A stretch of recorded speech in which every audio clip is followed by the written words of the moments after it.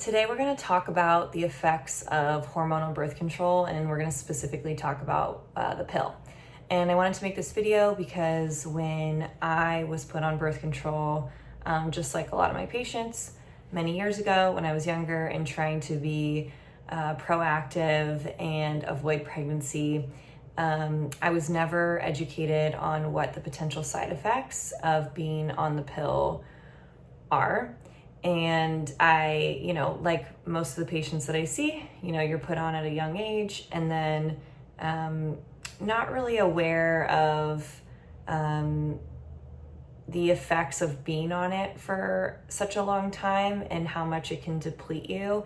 It ended up depleting me so much so, and then coming off of it, I had some pretty bad symptoms because of how long I was on it. So I'll talk a little bit about that, but the whole reason I want to make this video is to educate and hopefully help in making whatever decision you would like to make with your body. So first, let's talk about how the birth control works, the pill. So you're given usually low doses of synthetic estrogens and progestins, which do not work the exact same as our hormones do that we make naturally, estrogen and progesterone. And these low levels of hormones being secreted throws off normal hormone signaling.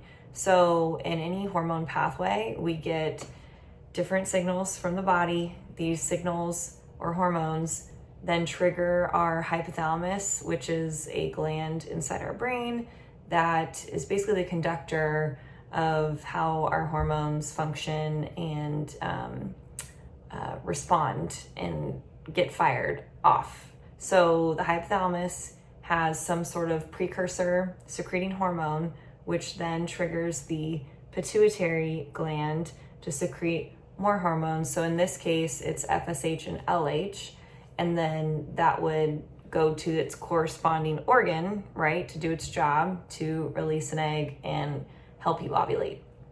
This happens for other hormones in our body as well, but just think of that. So when you have those low doses of hormones being secreted, that it's throwing off natural hormone signaling. So just keep that in mind.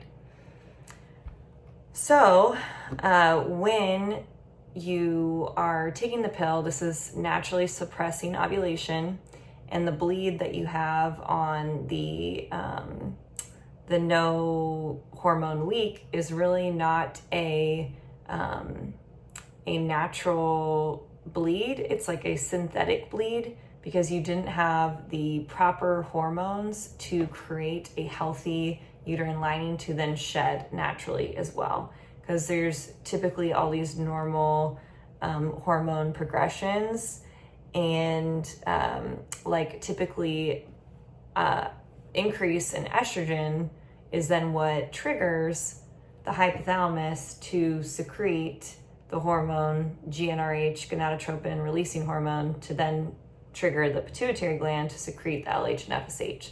So that doesn't happen because you don't have that proper rise in estrogen from taking this baseline low dose hormone. So hopefully that makes sense. And then after, let's say you were not on birth control and you had a natural ovulation, then the follicle that breaks down, the egg basically will break down into something called a corpus luteum if it's not matched with a sperm. And that corpus luteum will then create a rise in progesterone, and that confirms ovulation. And so we have these natural rises throughout the month, right, of our cycle. Obviously, cycles are different, usually range to 21 to 35 days.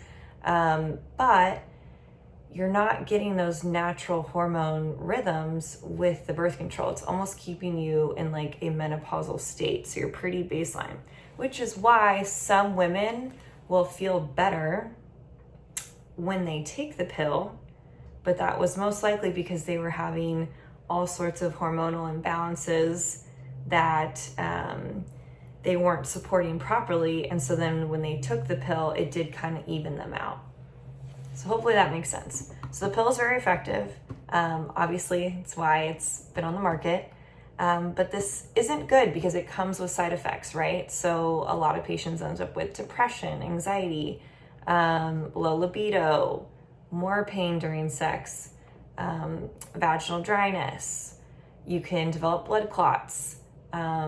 Certain cancers like breast cancer, cervical cancer, liver cancer, there's actually greater susceptibility to getting something called BV or bacterial vaginosis. Yeast infections are common, gallstones, autoimmune disorders, and IBD, so irritable bowel. Another really common thing, which I had no idea of, was that it actually depletes you of a lot of nutrients. So we're going to talk about what those nutrients are. So when taking birth control, especially for a prolonged period of time, your body will naturally have depletion of B6, B12, B9, folic acid, magnesium, zinc, selenium, vitamin D, vitamin C. Another interesting finding with taking birth control is that when you are on birth control, it can actually change a woman's natural pheromones, which is how we interact with each other as species. And because typically, if you were not on birth control, your pheromones would attract someone with a different immune system than yours to essentially for procreation, so that whatever child you bring to this world has a stronger immune system. So a lot of times when women come off of birth control, they can sometimes be less attracted to their partner because their pheromones have changed. So the way that they interact with each other also changes. So what the heck do we do if we want to avoid getting pregnant and we don't want to take the birth control pill? There's obviously other methods. You can use an IUD. I didn't talk about that specifically in this, but you can do that, non-hormonal. A lot of women do end up having issues with that as well, like more significant cramping and pain. But let's talk about other natural ways. So basal body temperature, I think most people are familiar with that. Cervical mucus method, the rhythm method.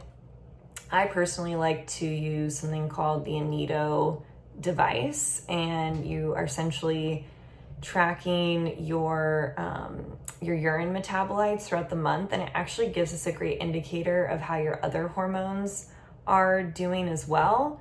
And it will confirm ovulation by measuring the rise in something called PDG, which is the progesterone urine metabolite. That will confirm it. So some people think they're confirming ovulation with just LH. Like, sure, you need the LH surge for that, but confirming it is with the progesterone metabolite.